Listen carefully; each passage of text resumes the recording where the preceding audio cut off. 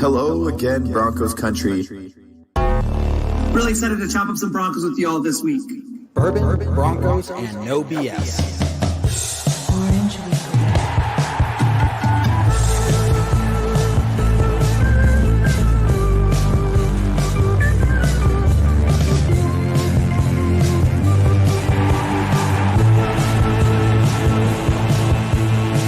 It is that time, your favorite time of the week. We're not for the Raiders, Chargers, or Chiefs. So grab your brews and your fantasy league.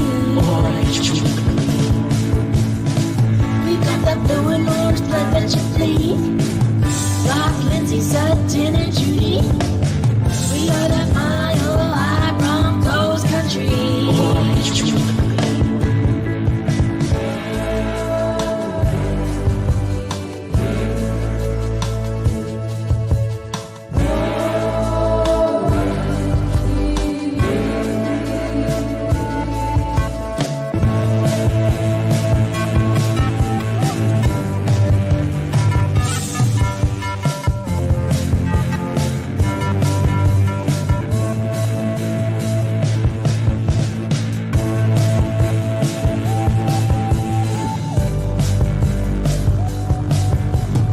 Orange Weekly, fans, brews, and Broncos news.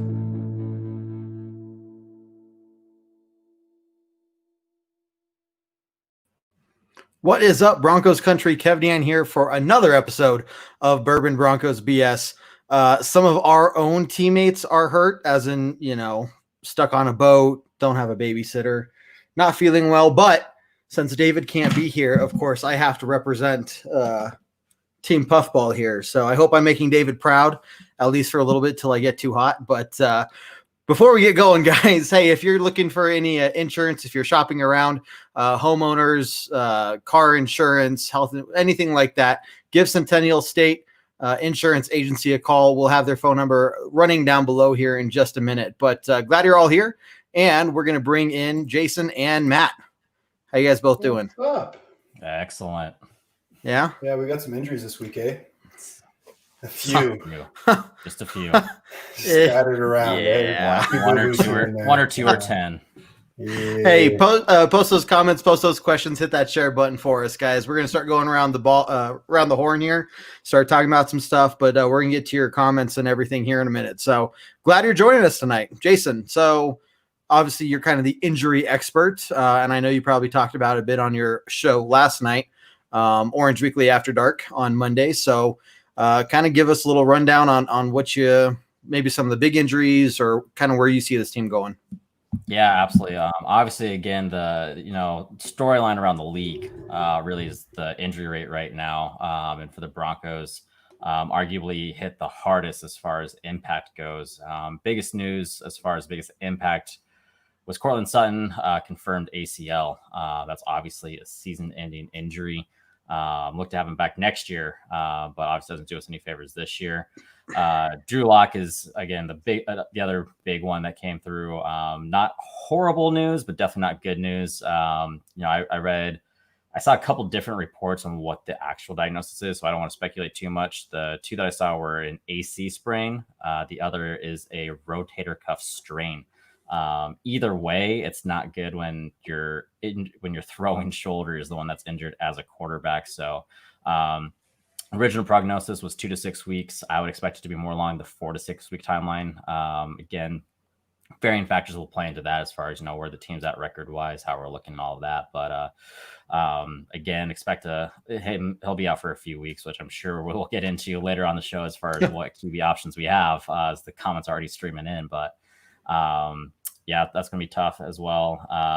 The other one, obviously on top of, we already knew about Von Miller. We already knew about Philip Lindsay. Lindsay is still week to week. I would not expect to see him back this week with what he has with that turf toe.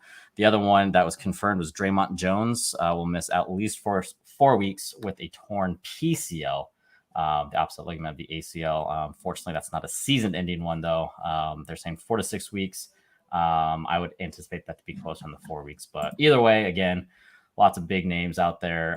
Bouye is going to miss at least 2 more games, I believe, or at least 1 more. I think he's eligible to return against the Jets. But again, that's depending on how his shoulder is healing up. So again, lots of injuries. A lot of them are more than just little nagging injuries that are multi-week missed games, if not season-ending injuries. So a lot of bad news in that regard. But I mean, if there's ever a year where the next man up mentality comes into play, I'm sure the Broncos are going to get their true taste of that. But yeah, I mean, I'm trying to get the bad news out of the way here first, right? But I mean, my specialty. Matt, you being the outsider of the group, if you will, obviously a big part of us here. The third to join, are actually second, me, Jared, than you. So you've been here a while, but what is your take for outside looking in, kind of, I mean, where do we stand? I think like looking at a big picture at the entire NFL, like this week was just like horrendous. I don't think there was not a single game where there's no injuries. I remember last night watching the Saints and Raiders, and it felt like every 3-4 plays, it's like injury timeout. And even it's little nagging stuff, or if, there was no big injuries that game, I don't believe. But across the league, this is something that's been really bad for everybody. Outside looking in, though, I'd say Broncos got hit quite hard. You lose your starting quarterback for probably at least a month. You use your starting receiver, your number one guy, the guy that's like super hyped up for the year. Your best defensive player has been out already for the year. Bouye, one of your better defensive players. And then, it's just like Lindsey, thank God Melvin Gordon's around, because that would be a whole other complication. It's really, it's just an unfortunate wave of injuries right now. However, I will say that the next man up mentality should be kind of fine, because this year, like the depth on the Broncos, especially in the offense, it's pretty good. Like Melvin Gordon's a great, backup or replacement for Lindsey. He's still very productive, a lot of experience. The receiving core is light, but Jerry Jeudy, KJ Hamler, we've been talking about these two for months now, and like now they're going to get all the playing time they can. Who's the third guy here? Tim Patrick? No, I'm thinking about somebody else. Goodness gracious. Anyways. So these players that like have been prepared for this moment, they're going to come in and step up and see what they're made of. And then at quarterback, while losing Locke you can't replace that. You can only hope to fill in with some other kind of production. And I think, Driscoll did a fine job against the Steelers. And now we're Blake Bortles. Like, I thought he was just out of the league, man. I didn't know he was like still around. So like, I don't know how I feel about that acquisition, but like, I think at this point it's like, you just need a fresh set of legs. And, let's ride up the storm. Like, holy man, this is what football is. You sign up for this. Anybody who's had a long enough football career has been injured, including myself. And it's just like, it's part of the game. Next person up. A lot of players are going to get to show their talent this year. And it's just what it is, man. Like, it's not like we're going to stop for these injuries. We won't stop for a pandemic. Why should we stop for a couple, ACLs here, right? Like, it really sucks. I really feel for those players, especially these guys like, Barkley and Miller and Sutton. And, these are players that like, good Lord, their career is only getting better. And they're so like, poised for greatness. And now it's like this huge obstacle in their way. And it just sucks, man. It's not fun for anyone, not fun for the fans. We don't get to see the guys we want to watch. And at the same time, let's watch what Jeudy can do.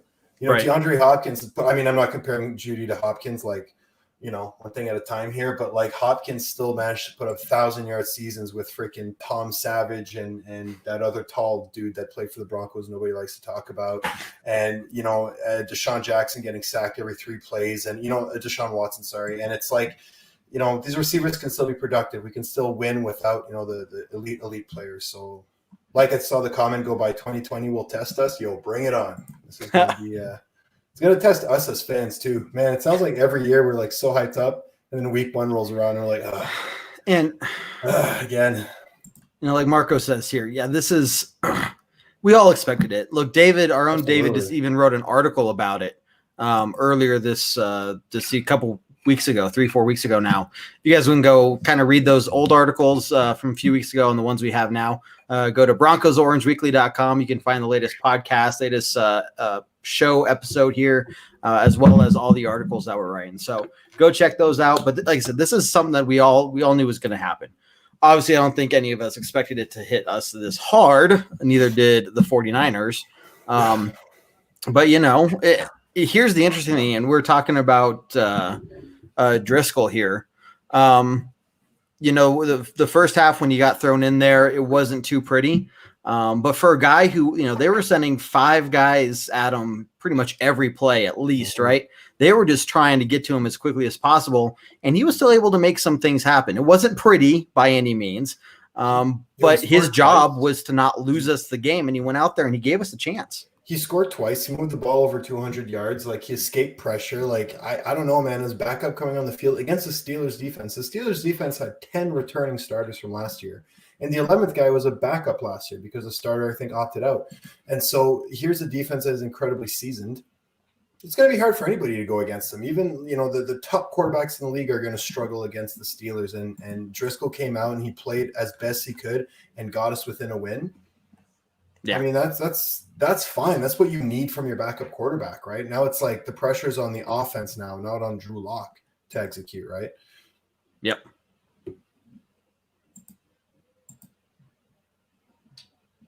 You okay there, Kevin? Yeah, I'm good. Sure? Okay.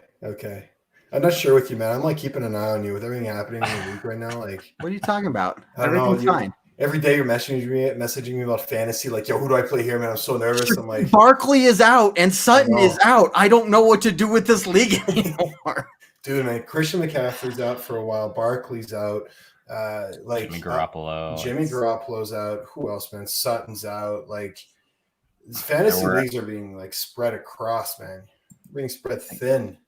Yeah, I think I saw there were at least 6 ACL tears. 7 I saw. 7 at least alone on Sunday, just this week alone. Not to mention again some of the high ankle sprains that were going on amongst the other random injuries throughout the league. It's a really rough year. I think it's indicative of no preseason, getting no offseason. I for sure. I think this entire situation league wide has completely dismantled any argument of getting rid of the preseason. I think that it's shown this is exactly what the preseason is for. And, keep in mind too, these players went all summer without their training facility access. And so, they didn't have time with the appropriate trainers, with the athletic training staff, the medical staff. And so they come into their training camp already out of shape, already in a bad position, no preseason game to kind of get their reps in, kind of get into a better shape or anything, and then they're thrown right into live games where the other team's trying to kill them, and this is the result. So I think it really completely destroys whatever was left of no preseason. Yeah, it's gone. They're going to need at least 2 games now, and we'll see what next week happens, but it might be at least 3 preseason games. But it's and you know what, it's a weird year because like we can't really compare this year to others. There's always going to be an asterisk, right? Like, even the Super Bowl champions, right? It's probably going to be a team. It might be the Chiefs to repeat because they're primed for it. It's going to be an experienced team probably. But it's going to be like, yeah, but that was the year where there's no offseason. That was the year where the draft was wacky. That was the year with all the injuries. That, you know what I mean? It's going to be it's hard to measure this year against others. So, I mean, we can just say, let's just say it's a write-off. Doesn't matter. The Broncos are 2-0. It really doesn't matter. Everybody's happy, healthy. We're good. We're good. Yeah, it's just living this fantasy world I have right now. It's okay. So Marco, he says Bowles went back to his normal shit against a good defense. So Bowles did get that one holding penalty on a run play. Bowles? That was after so looking at his rankings here, I mean, he had a better game this one than Tennessee. And he had the best game out of all Broncos offensive players. He was rated 81.3, which is weird for Garrett Bowles. It is. That one holding penalty weighs more than, other players doing it. But the man's starting to play really well, especially against such a big defense. Like, totally get the point on the hold. But, like, I don't know, man. Garrett Bowles has impressed these last 2 weeks. Yeah. No, he's definitely, I think, on the right track anyway. I'm not really ready to believe it. Let's see what happens when, Driscoll's out there and they're probably going to be doing a bunch of blitzing again. I have confidence, but I'm not 100% sold. It's week 2. Yeah, it's just week 2. Like, I will say, though, to his credit, one of the things he did address over the offseason was he started to go to a sports psychologist and get that mental game really shored up. And I think, when I saw he took that one holding penalty, I got really nervous. He has a history when he takes that first holding penalty, his game spirals because he gets Mhm. so far in his head. You can see he stops thinking about the next play. He's still thinking about that holding penalty or whatever, and his game just goes out of hand. And so I think the way he was able to rebound, okay, he had a holding penalty. His body language is a lot better than it was before afterwards, and he got right back out there, and I think he did well. So I think, again, I'm with you guys. I'm not quite sold on it yet. It's 2 weeks of analytics for him, but at the same time, I think him addressing that mental aspect could actually be that missing piece that he had throughout these years. That mental side is really powerful in sports, man. Like it's really fascinating to see what level these athletes will go, what lengths they'll go to get their minds right. Like good for Bulls for doing that. I mean, 2 weeks in and it's showing he's already a top performer in offense. But yeah, Marco's right, man. All the stars are getting hurt. Every team. It's like it's rough. It's like it's scary. Now I don't know how many players are afraid to go play, but like, good Lord, some careers are being made and ended this weekend. Easily. Even the previous comment with Judy having his production go up with Sutton out, like it or not, Judy's going to become the de facto number one receiver with good reason. You want this guy to get NFL experience? He freaking is getting it right now. Okay, he's going to be the number one guy, and I think he's going to shine. Like it's a heck of a transition. Even the greatest receivers took a few games to get there. But man, when Judy finds his stride, his confidence, and if he can stay healthy, knock on wood, the boy's going to be very, very good, man. I expect him to be a great receiver in his career. He's going to be sweet. You can see what he does already. And you still have Hamler out there. So it's not like you can, put two guys on Jerry Jeudy the whole game, because you're still going to have Hamler, Tim Patrick, all these other guys that you have to worry about, especially Hamler. You give him the ball, he's maybe not as a little less talented than Jerry Jeudy, but still, you get him out there in the open, he's gone. He's got the speed. It's a different level of talent, though. Like KJ Hamler's going to take the top off, right? He's someone who's very important to just blow by and make sure that safety stays honest, whereas Judy's going to work any possible angle because he doesn't have like a spine, I don't think. Man. The guy's just bends wherever. He's amazing like that. But Fant has been fantastic in these last two games. Very productive. Catching most of the balls coming his way, like his blocking is effective. Like, he's turning into quite the offensive weapon, man. Like, honestly, he's the tight end position. It's exciting to see like these new players, like Kittle kind of leading the way, and like Fant and even Waller with I pulled a Jared. Sorry, the Vegas Raiders. Whoa, I know it's Jared. I'll give it to you. Jared's thinking about me, and he just messed up the way I was. Tonight's talking. theme is it's Jared's fault. It's definitely Jared's fault. That guy, man. Like, why do we even keep him around? Anyways, that's another discussion. But no, I think like the Raiders with Waller is phenomenal. Performance against the Saints. Like the tight ends they're dynamic in this division, and Fant is like. He's looking really good. He might be the number one receiver for all we know. Judy will slide at number 2, right? I think he's that talented. Yeah, 100%. Let's see. We have a comment here. Where'd it go? Coaching too conservative. So my take on this, and you guys fill in where you want, or if you disagree with me, whatever. It was the second game of the season. Look, they're not going out there and they have the whole playbook down pat. They're still working on implementing it. And then you throw in the backup quarterback. Backup quarterback has their own set of, I guess, playbook plays, because it's not supposed to be ultra amazing, right? It's supposed to just don't turn over the ball. Take some chances, but really this is pretty vanilla. And as he's going to be getting those first team reps all week, that's when they're going to really be introducing even more plays and try to get him up to speed. So is a little vanilla. I mean, I think they're still just trying to work up to, work through the playbook and figure out what works and what doesn't work, especially with no preseason there. I'd say too that Pat Shurmur has always been a conservative play caller. Wherever he's gone, he runs a very balanced offense. He likes 3 receiver sets, and he likes to do like half running, half passing, and throw in some play actions, between all that. And so it's not really surprising to see him be like, conservative, especially with the backup in. But it's just kind of like that's the trade-off with Shurmur. You get a very organized, easy to learn offense that's efficient. Downside is it's conservative. So, that's a good comment, because that's exactly what we're going to experience probably. And I think this year, I think this year that's important though. I mean, if you again keep in mind how young our team is, how young our offense is. I mean, our receiver core are like Sutton is considered a veteran at 3 years of experience at this point. And so, you know, I don't think this is a year to have a flashy, fancy offense. You know, these are guys that are still trying to get their feet wet in the NFL. They need a concerted system, an easy system to understand and execute. You know, we can't start throwing around flashy plays because they just don't have that NFL experience. You know, you got to walk before you run, and that's just where we're at. Yeah, I totally agree. Now with Driscoll coming in, I mean, Driscoll's got some experience, man. I remember he started a few games for the Lions. I mean, clearly they didn't keep him, but still, like, he's somebody that, you know, it's something, right? And like Locke and Driscoll, man, their play style is kind of similar.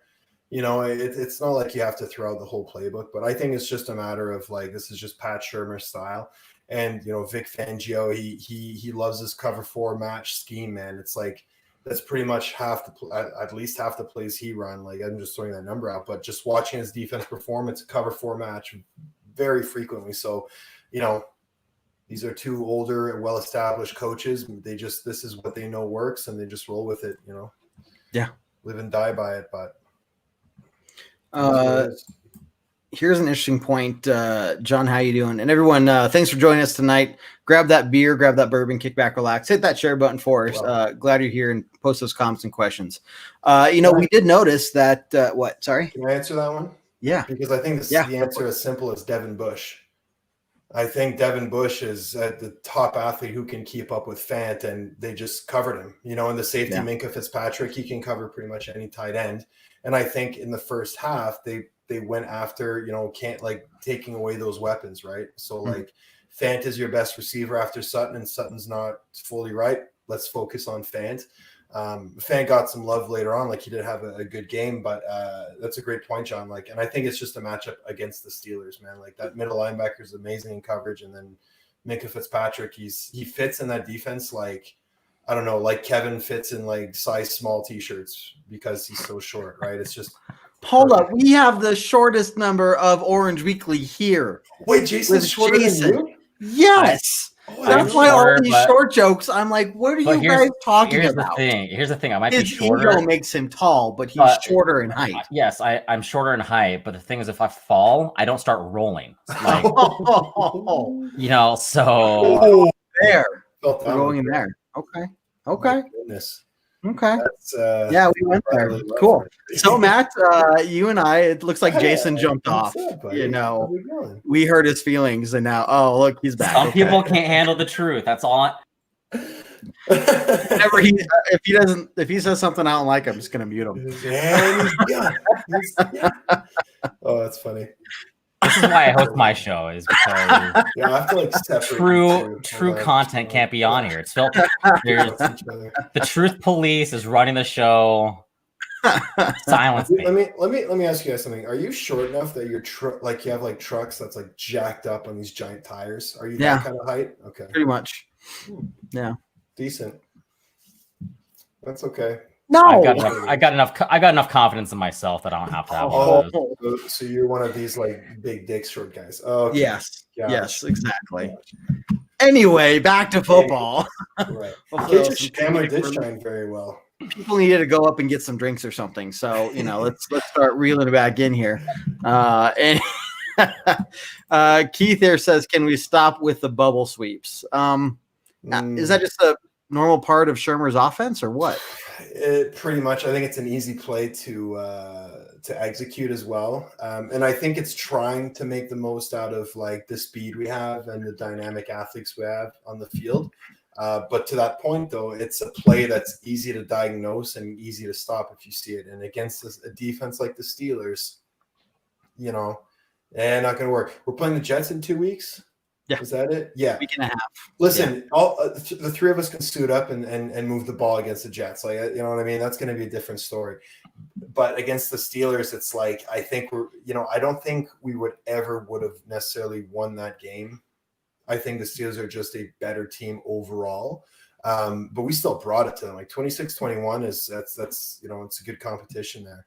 But those bubble sweeps, they're part of Shurmur's offense, and it's an easy one to execute, so they try to roll with it. But Yeah, I think, and to your point too, I think it keeps the defense a bit more honest with the speed we have. Yeah. Those bubble speed, they can't give that 20-yard gap on defense. They have to play close to line of scrimmage, so for that one play, it might not do anything for us, but the idea is behind it. The further the game goes along, the more of those long balls you can start throwing because it keeps that defense more honest. Yeah. It's just one of those things, but to the previous comment, like it's just a conservative sort of play call, right? So, it's trade-offs, I guess. But Right. Kev, what did you think about this game?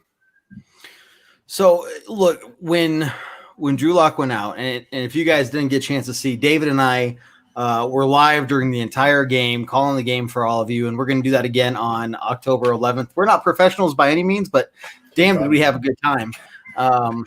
Of course, if you guys say we need to take a drink, the bet is, we have to take the drink as long as the bar has the stuff for it. So Jared offered an appletini, and they didn't have the apple whatever to make it. So unfortunate. But anyway. Why would he offer an appletini? Because he wanted to see us drink it. Yeah. So it's Jared's fault. It's secretly Kevin's favorite drink, but I'm not the guy from Scrubs. Okay. Anyway. So here's my thing. When Drew Lock went down, I think Dave and I basically looked at each other and we're just like, that's it. This is going to become a 31-10 game. If we score 10 points, that's win. Like they're like, there's just no way this can happen. But as the game went along, especially after we came out of halftime, okay, the offense was still pretty much moving the ball. The defense was stepping up and doing their job. And yeah, we can get down to that third and second and fourth and second, couple of plays there at the end that would, probably put us in the lead 27 or 28-26, right? But the fact we were in that game and having that conversation, I couldn't believe it. Mm-hmm. So look, does this make me think that we're, with this crew right here, we're going to win 10 games? No. But we were able to go up against an incredibly healthy Steelers team on the road in the early time slot. And we all know that Broncos suck in the early time spot, but we're able to go on the road and hold our own against this team. So can we stay competitive? Yeah. We're going to be better when Drew Lock comes back. Yeah. But I think this team isn't, again, I'm looking towards the future. I'm looking towards a year, 2 years, 3 years down the road. And, I'm not hating what I'm seeing other than the 2 L's we have. Kev, man, I'm sure I could look through like some of these like old podcasts and stuff, and you've been saying I'm looking 1, 2, 3 years down. You shut your mouth. 2, 3 years, man. This is all I have. Okay, don't take this from me. 1 year we're going to be doing this show and podcast when the Broncos are 2-0 and 4-0 and 6-0. It's going to be awesome. But that's not the case here again. So I'm looking forward to a couple of years from now. You say it enough times, it's bound to be right. Also, we don't have Flacco. Okay, so maybe I'm like honest. I still remember thinking Flacco would be a good addition to the Broncos, and then I saw him drop back once, and I'm like, good Lord. That's a great point, Derek, man. The average age of this offense is 25 years old. The next 3 years is actually beneficial. Like I remember when we were talking about how Elway needs to make a decision. Are we winning now or are we rebuilding? And he finally committed to rebuilding over these last couple drafts. And it's like, now it's promising. There's a future there, and hell yeah, we need a win to get confidence, man. Like maybe against Tampa Bay. Tampa Bay this year has been pretty hot and cold, to be honest. And they've played who they've played. They got crushed by the Saints, and then they beat the Panthers, who are they're not going to be very good this year overall. So I think Tampa Bay is a great game to go out and hopefully get that first win. But if not, the Jets the week after. I put money on the Broncos that week, even with Driscoll or Bortles. God, I don't fucking know. Blake Bortles, man. Like, now, is that just more?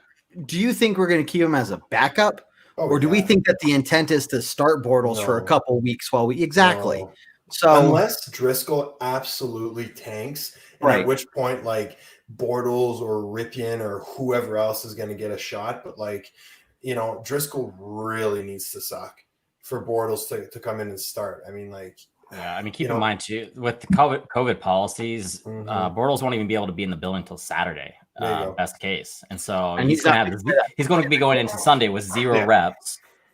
even throwing the ball to anybody, you know. Yeah. So The and only then again with thing- the quick turnaround, because I believe the Jets game is a Thursday game. I believe So yeah. with that quick turnaround, I mean, we're talking 2 days of practice at best Yeah. for Bortles. So yeah, I he's think- going to be the backup. I think the guy is really there as an insurance policy, you know, because like if you know Driscoll goes down, like holy crap, who do we have, right? And then you look at all the available quarterbacks and like, you know, are you starting to think about like a trade at this point? Are you starting to, you know, even just like a backup trade? Like who knows? Like something's bound to happen. But Blake Bortles, man, his one saving grace is he spent a year with Sean McVay in Los Angeles. So hopefully he's fixed some of these issues, but good Lord, you'll need a reason to drink if he comes on that field. I mean, again, it's not Okay, Flacco or Bortles? I don't know, man. Do I get punched in the face or punched in the stomach? Like Well, we know what Jared would say. Jared bought a Flacco jersey as soon as he was signed. So, listen, if you're starting to make decisions like Jared's making decisions, it's we have problems. you know. But the difference is, heck yeah, Derek, man, absolutely. Bulls is looking good. Like Flacco is on an NFL roster right now. Granted, it's the Jets, right? And the Jets are just, I mean, they're terrible. But at the end of the day, he still had a job when Bortles didn't. So maybe, you know, he might be a little bit better. But again, like they both suck. It's just not, you know. So we're halfway through the show here now, and again, everyone hit that share button for us. And just like you see in the underneath the scroller there, the ticker. Sorry, oh yeah, you changed it on me. Centennial State Insurance Agency. If you need homeowners insurance, cars insurance, or any kind of thing, any kind of other insurance, and you're shopping ACL around, insurance. ACL insurance. If you're any of the Broncos, you want some kind of insurance at this point. I'm sure Garoppolo, which he had it before. Go ahead and call Centennial State Insurance Agency, 303-839-0554. Smaller kind of just hometown feel, if you will, insurance agency. They're not like some of the bigger guys that you're going to have to call and wait on a hotline or whatever, and someone will eventually answer and not care about you. So they're the complete opposite of that. So give them a call. And also hit that share button, and glad you're here, and also refill your drink. But I think it's time we start moving on and looking towards the Tampa Bay game. If you guys want to hear more post-game recap, check out the post-game podcast on Spotify, iTunes, Play. Well, thanks. Yeah, it was awesome. Yeah. That means a lot. I listen to it in the morning, man. I wake up, I turn it on, I edit it, do the stuff, but it's good. You and Tammy have great voices, man. 838-0554. Jesus. Is that 839? 38. That's a typo. You had one. This is now I'm okay. Well, there it is. 303-838-0554. You must be kidding me. Yes. All right. Well, you know, Yeah, there we go. There we go. Now we're cooking with gas here. It's just like, I gotta change the world. I have that capability. you know what? Give Anyway. the money back to the sponsor. I'm sorry. Sorry, Doug. It's Matt's fault. Well. He typed that one up. Oh, I did. I I messed up Ayla's one. You messed up this one. Come on. can't Yeah. prove it. So Tampa Bay is 1-1. They lost to the Saints week 1, 34-23, but then of course beat the Panthers because it's the Panthers. Mhm. Beat them 31-17, and obviously their passing grades from Pro Football Focus are decent because you look who it's there. But I don't see anything too amazing across the board from these guys. So they are coming to Denver. Broncos are going to have about 5,000 fans in the stands. So at least it's something. But I guess initial thoughts, going into this week 3 matchup. Initial thoughts, man. I mean, I think it all comes down to just flustering Brady at this point. Like, I think in the last 2 games, you see that like he's still pretty uncomfortable in this offense. And they won against the Panthers. They sealed it against the Panthers with a Leonard Fournette run. Sorry, where am I going? But the game against the Saints, he looked just like out to lunch. Even this last week, he's thrown another interception and missed passes. So I think if we get in his face, we fluster him, put him on his back a few times, he starts to get frustrated like he loves to do. I think, we've got a good chance to put some pressure. And then on the flip side, their DBs are very mediocre. I think that, Driscoll and Judy and Hamler and the whole crew can actually make some noise in the backside. But on the front side within the box, man, you've got the two fastest inside linebackers on that team. So, I mean, they're going to be covering the running backs and tight ends all day with Devin White and Levante David. So that's going to be a pretty fun matchup to watch and see how Shermer can scheme open, Fant, if anything. But some top athletes on that Bucs defense. So, yeah, I'm looking, and I want to hear Jason's thoughts here in a second, but I'm looking at our pass rush grades so far.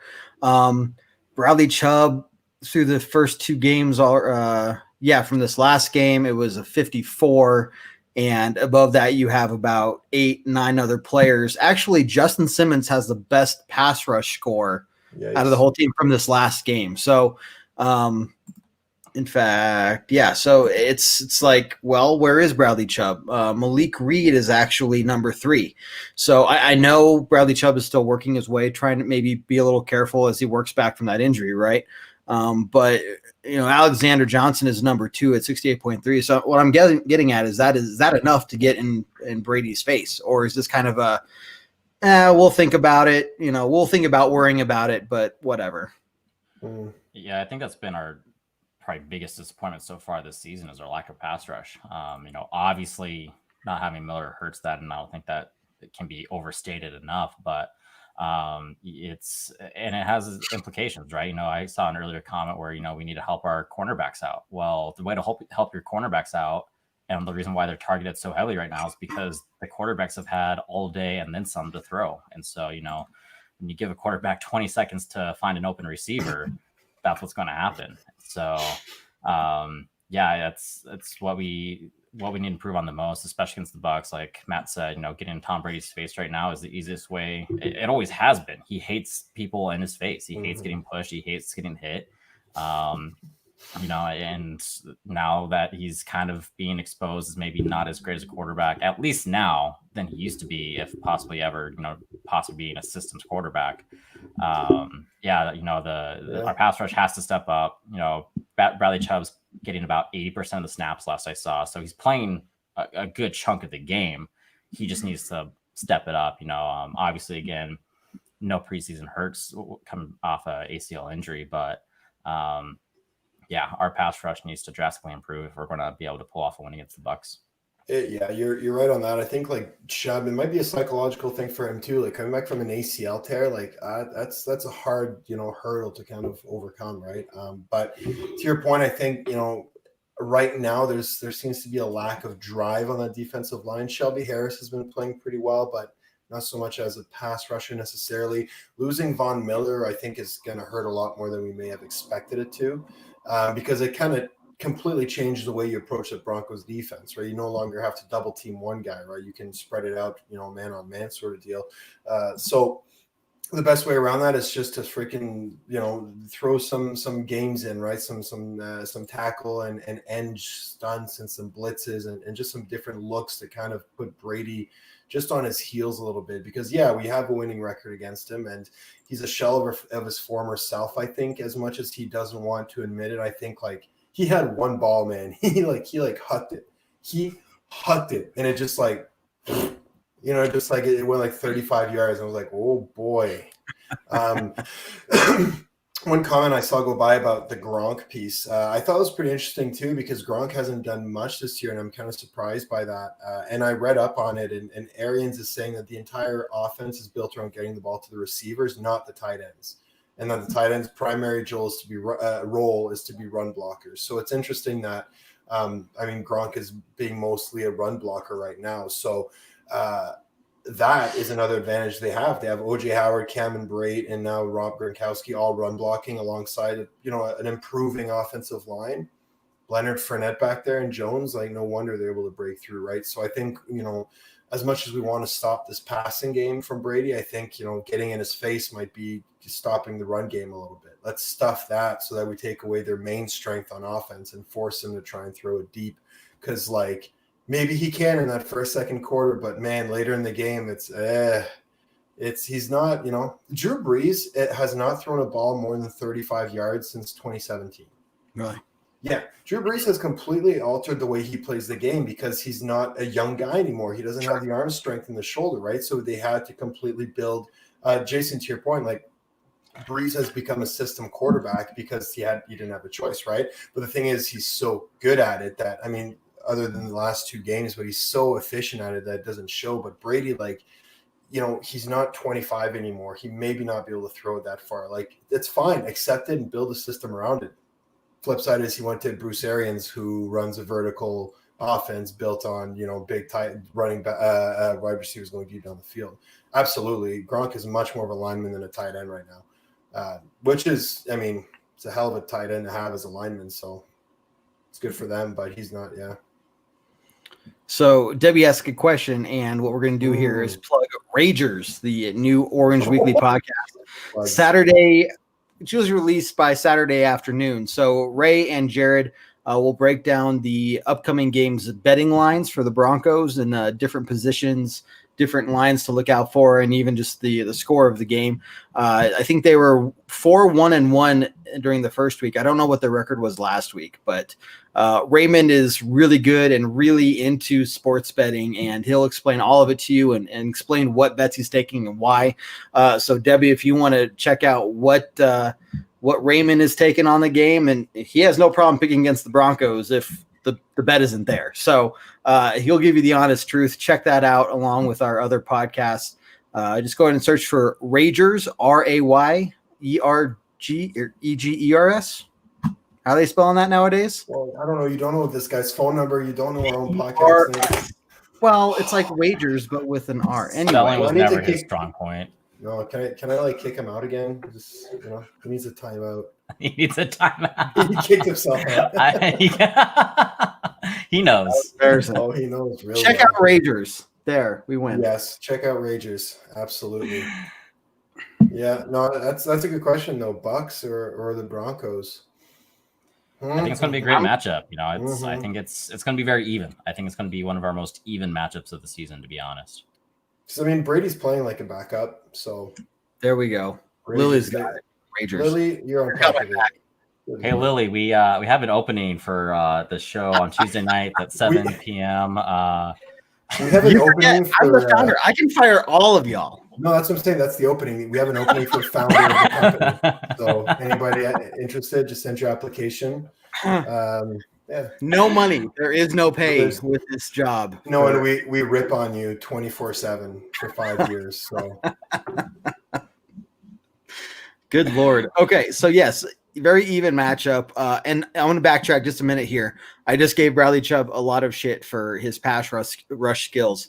But last week against Pittsburgh, he had the highest ranking tackling score. So at least he's doing that. I think I made it sound like he's overall sucking. Obviously, we'd like to see him a little bit more involved in the pass rush, which at this point wouldn't take much. But at least, I mean, we've seen all these issues, especially on special teams when it comes to tackling.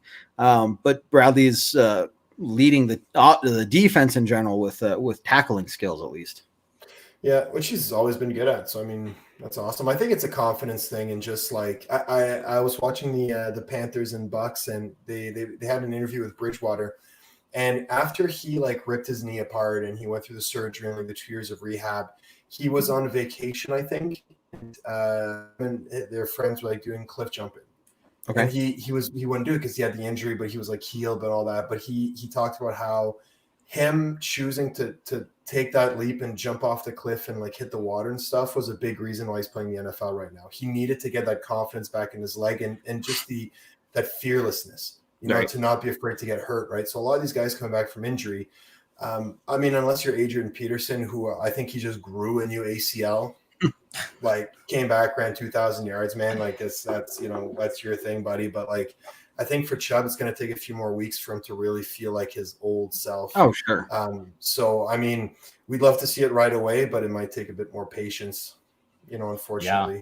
No, I totally agree. One of the biggest hurdles with a major injury, especially with your ACL, is getting that athlete to trust that body part again. You know, especially when you're a pass rusher where you're making those hard cuts and, you know, really power-based type of athlete. It's that last little factor. Like I said, it can be completely healed. You're cleared for all activity, but it's that last barrier that you have to trust that knee. And unfortunately, that takes reps. Which unfortunately, in a year where there's no preseason, it bleeds into the regular season. Gosh, ain't that the truth, man? I dislocated my knee when I was like 16 playing football, And it's like I'm 12 years later, and I still like there's still some hurdles in my mind with that the leg. Like it's fascinating. So hopefully he comes back. But He will. He will for sure. I mean, like he I'm not comparing myself to a professional athlete here, like not even in the slightest. But it's I don't know. He'll get there at his own pace for sure.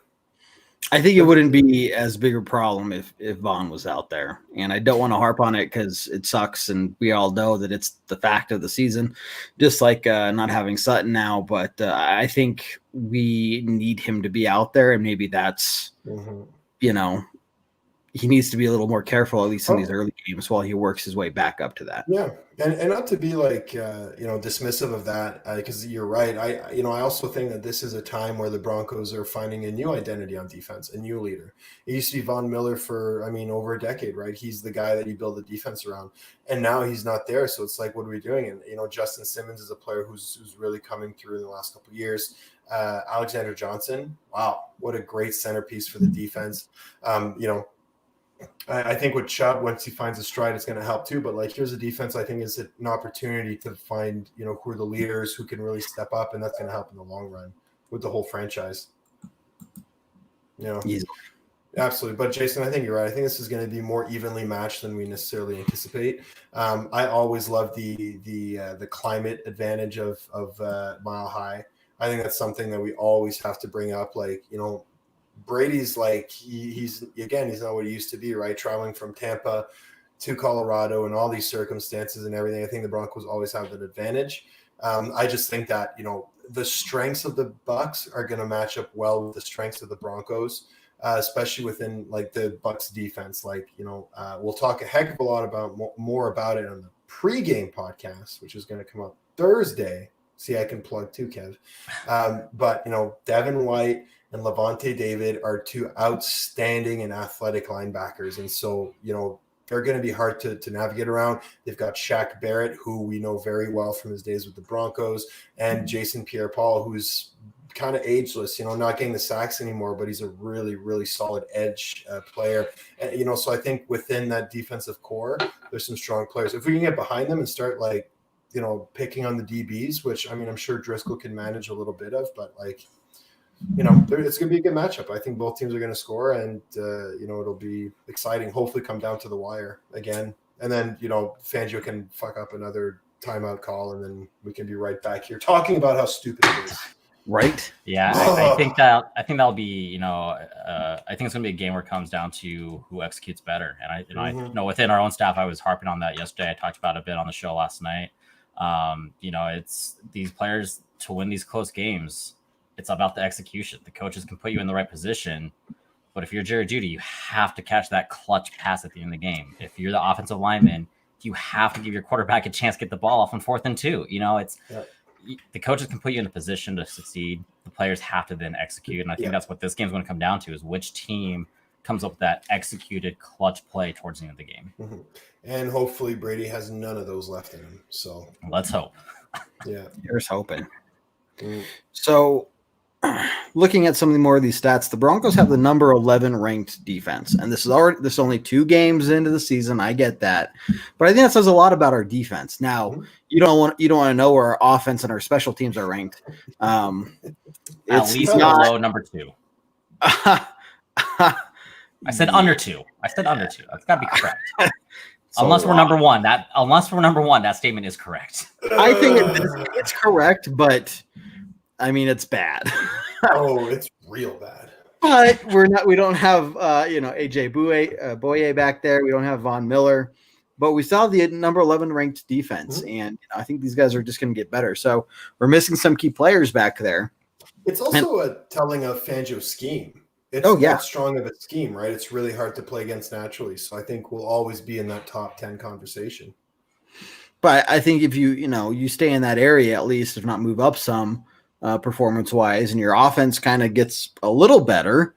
Now I'm surprised to see our special teams ranked number 32, but it is what it is, and that's where we're at. So it's only been 2 games, though. That could flip easily. I hope so. I hope so. Well, we got with Hamler back there. I like to see him, do some more of those returns and get get some more reps at that and hopefully take one, all the way on down for a touchdown here soon. But yeah, not having him week 1 definitely. I was like, I really want to see that guy back there. So now with Hamler's going to be the number 2 wide receiver. So are they going to have Spencer back there returning?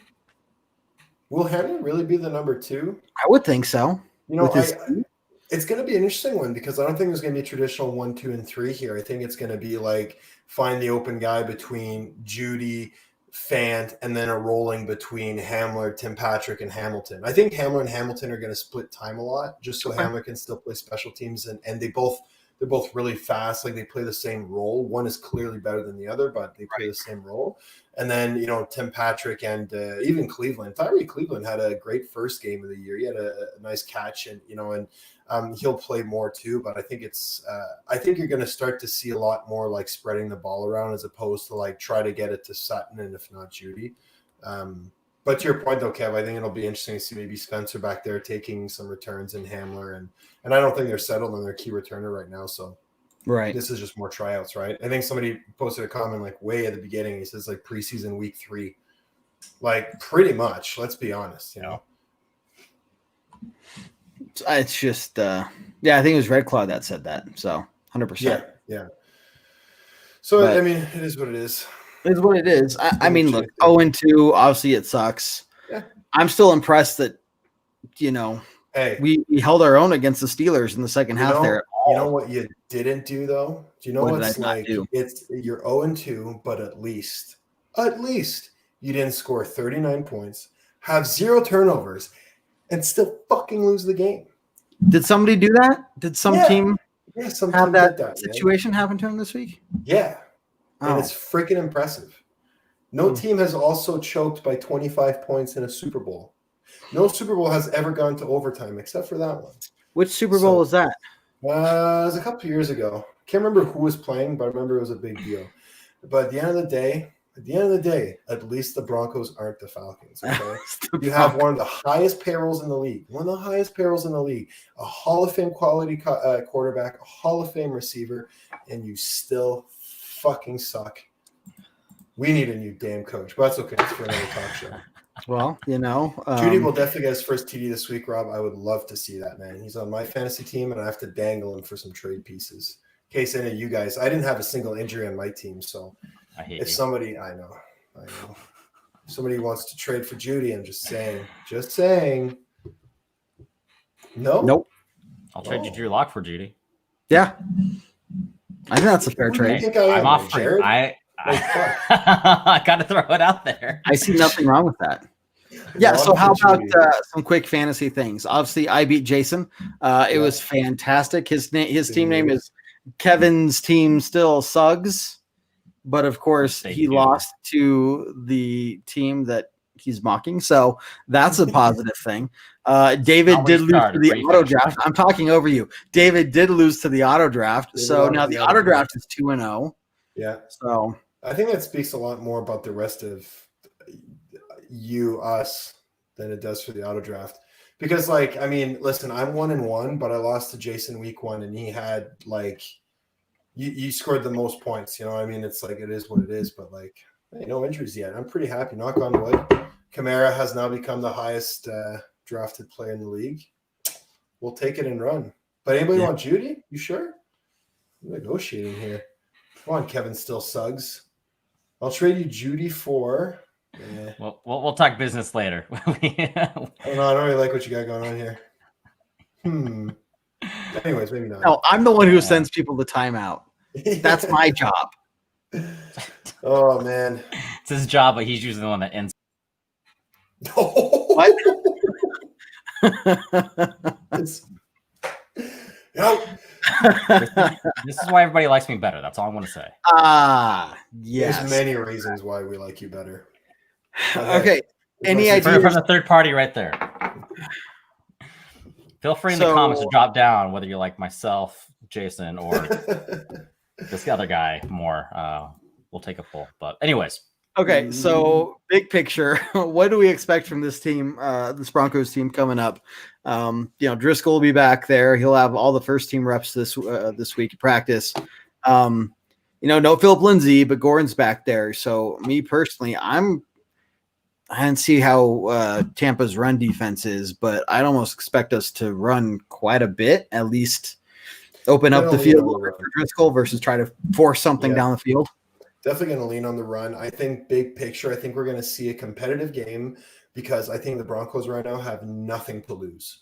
Like all the expectations are out the window. All the talk about like being a potential playoff team, it's no longer a thing right now. And it's not because of the Jared's not here. Finish my sentence. Jesus. It's not because of the record. I think 0-2, you can still start to make the playoffs. I think it's just a case of the injuries. I think that overall that changes the drastic outlook of your team. Still have to see them in the playoffs. Let's just be realistic right now. But I think big picture be competitive. Judy will score his first touchdown. It'll be a home game.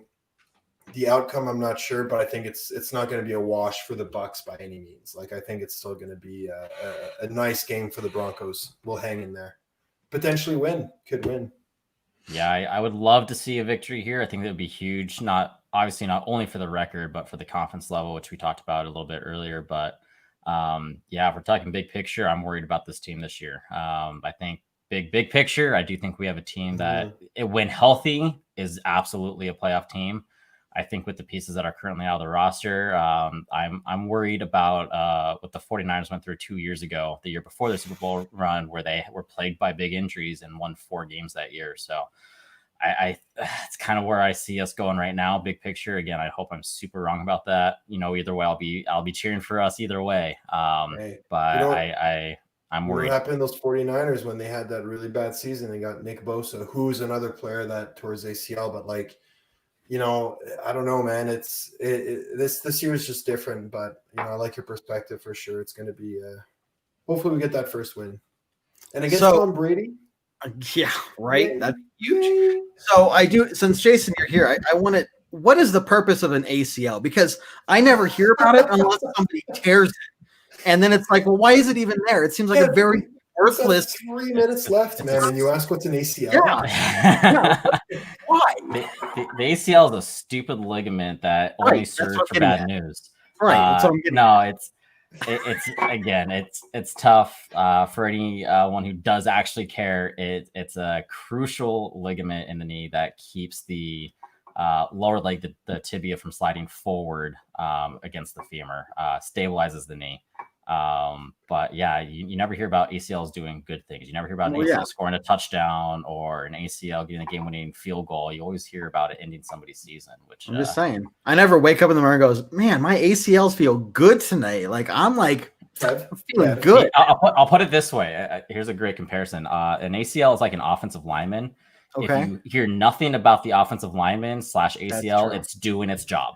That's once good. You hear the name, they're screwing things up. Tev, man, every day you wake up and you can stand and walk around normally, your ACLs are feeling great.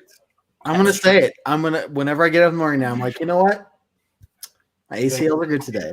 Thank those ACLs. Jason, you're far more qualified than me on this, but you're right, man. It's such an important ligament. Like that goes, you can derail an entire career, and it's a very fragile ligament as well. And it's a really shitty injury because you can't just quickly come back from it unless you're Adrian Peterson. Otherwise it's, months of recovery. So definitely something that has to be taken seriously. Jake Butt knows. Jake Butt does know. Yes, he does. Good Lord. That poor guy. Right. Yeah. Okay, guys, so we're not going to give our score predictions here because those will be given on our pregame podcast as well as here on the pregame show. About an hour before kickoff, we'll be here for a little bit talking to you guys about the most recent news, everything that's going on, and give our score predictions there as well. Don't forget about our halftime hash. So we're the only people out there that as soon as halftime starts, we are live. Our whole purpose is to talk to you guys and share our thoughts and hear your thoughts about what's going on. So check us out for that as well. The broadcasting companies don't even do that. Yeah. Nobody doesn't even have a halftime show. We have a fucking halftime show. Yeah. Come to our halftime show. Just saying. I'm just saying. Every halftime. It's not even like, well, sometimes. No, every time. Even in April, halftime, we're there. Live. Well, when there's halftime. I might do that now. Like middle of April, be like, it's a halftime show. And just get down Broncos gear. Like, It's halfway through the off season. It's the halftime show. oh man. Not sure that's how that works.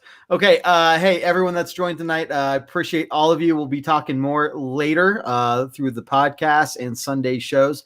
Matt, Jason, any closing thoughts? Let's keep our heads up. Listen, this is sports. It's the nature of sports. You know, it's part of the game, man. Like, yeah, just keep your head up. Enjoy the season as much as you can, and let's be grateful for what we do have. You know, honestly. Yeah, for sure. Don't expect the injury bug to go anyway anytime soon. I do expect this to be. I expect this to be. Yeah, I expect this to be a weekly issue amongst teams in the NFL. So hold your breath. Hope for good luck. But don't be too surprised if we're dealing with more injuries come down the stretch here.